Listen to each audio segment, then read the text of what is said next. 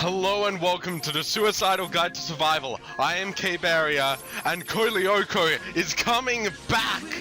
We've got Code Lyoko Rebirth coming out on Christmas of this year, and I am so hyped for it. In fact, because of that, I am going to be doing Code Lyoko reviews leading up until when Code Lyoko Rebirth comes out. Hopefully going to be doing 2 every week and just giving it my all for my love for this series. This was my childhood and I am going to be reviewing it up until Code Lyoko Rebirth comes out.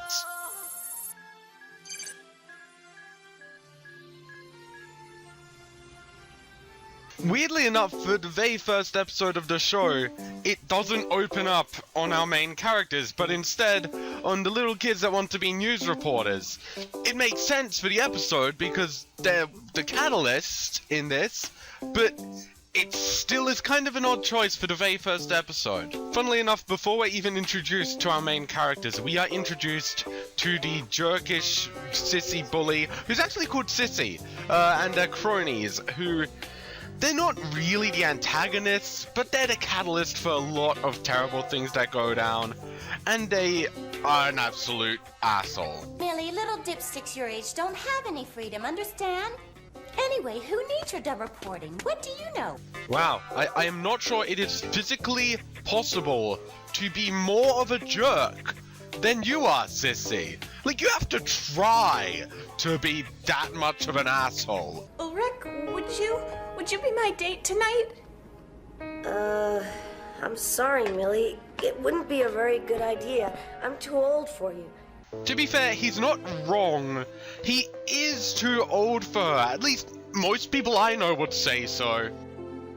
So this school dance, which Millie probably wouldn't have cared at all about, now becomes one of the most important things to her because of Sissy being a complete bitch, and as a result, Millie's going to be depressed throughout the entire episode. Thanks, Sissy! And here's our introduction to Jeremy and Aelita, who are the 2 characters that can't effectively fight anything, at least not at this point in the show. There's a kind of romance between them, but it's really not explored much in the first season. You know, I'm making progress with my research, so you can come and live with us. The key to materialization? And here we have the goal of the entire first season, materializing Aelita. And also, they hint at what that will mean they can do.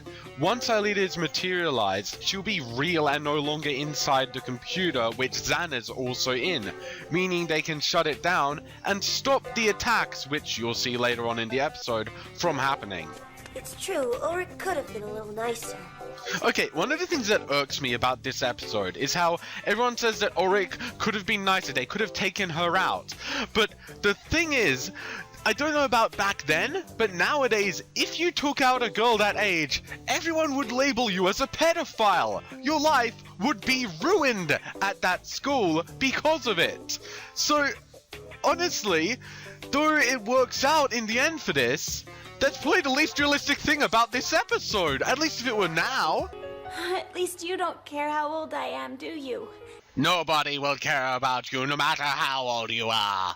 They think that because we're young, we don't count at all. You don't count at all. Age is irrelevant. If for once we were older, a lot older than them, they wouldn't laugh at us, would they?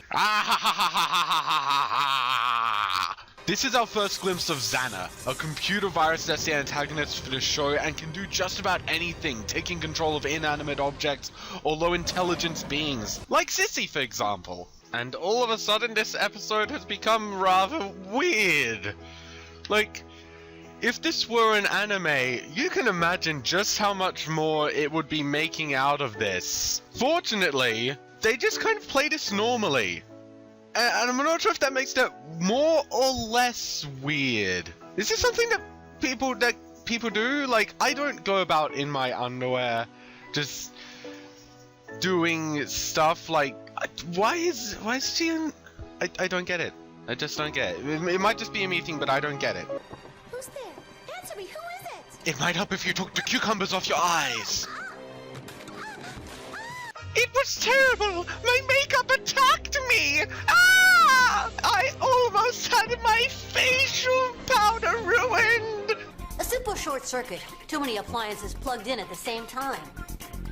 Yeah, the hi-fi, lights, lady shaver, curling iron, all together. What do you expect to happen? Not to mention the brain stimulator.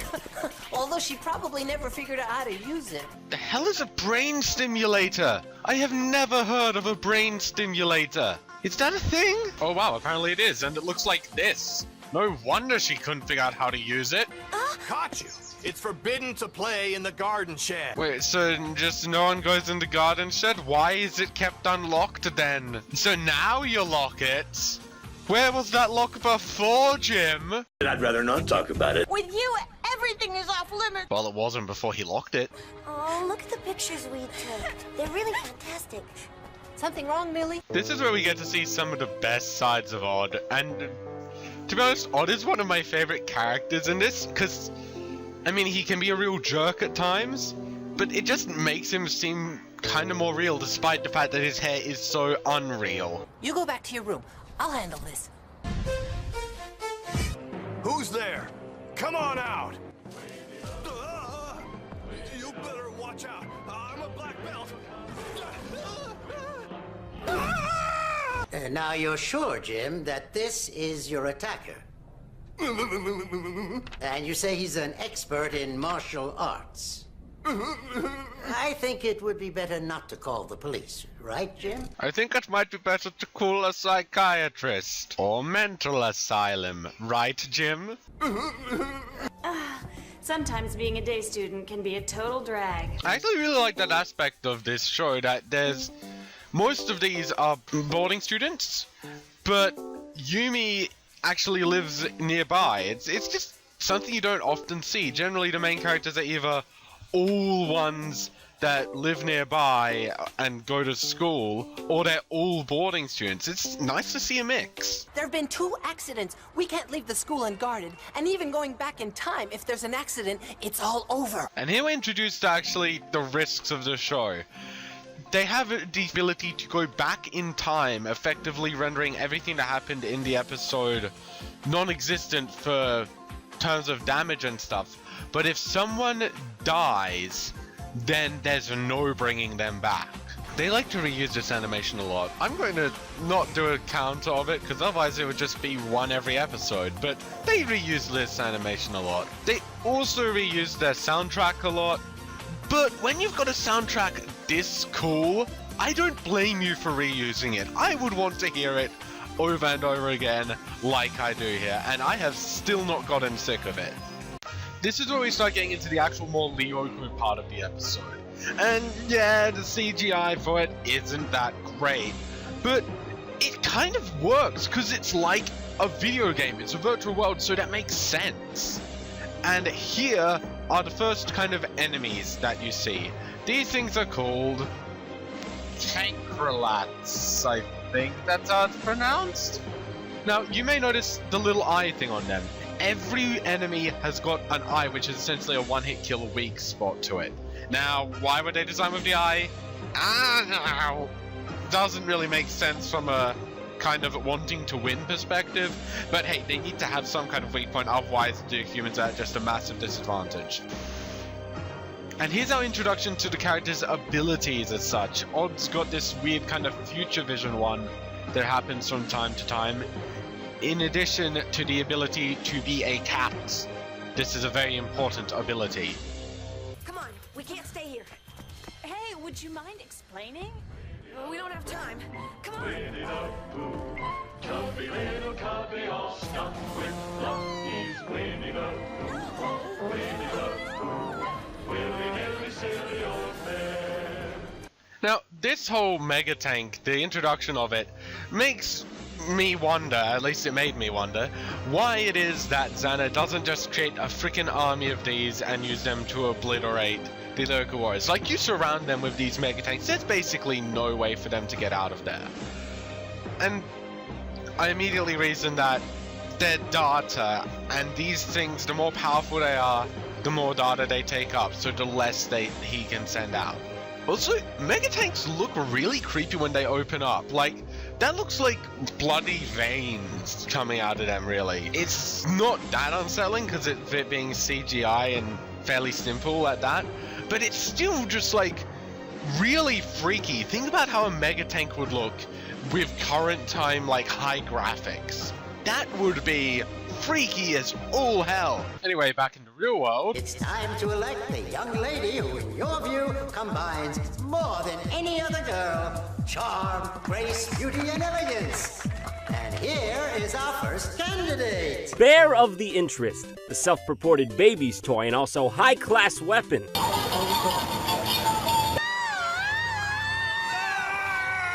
There's not a chance I'm interested in this bear!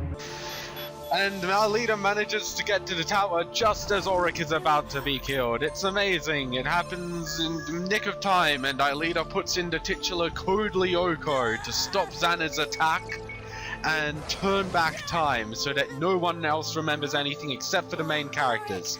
The main characters will then put that into place at the end of the episode in some fashion that will stop Xana's attack from happening if he tried it again, and then the episode will end.